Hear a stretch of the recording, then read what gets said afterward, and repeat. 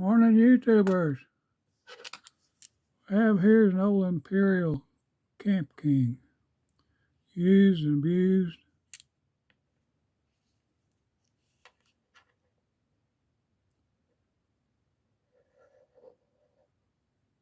I'd say probably from the late 50s, early 60s, something like that.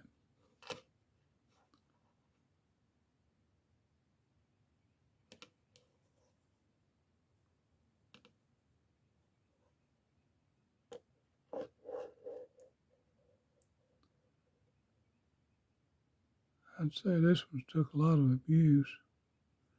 Hang on, it's pretty loose.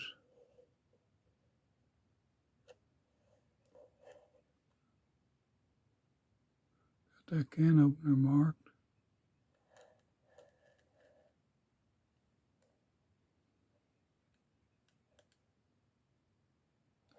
Well, folks, hope you enjoyed it.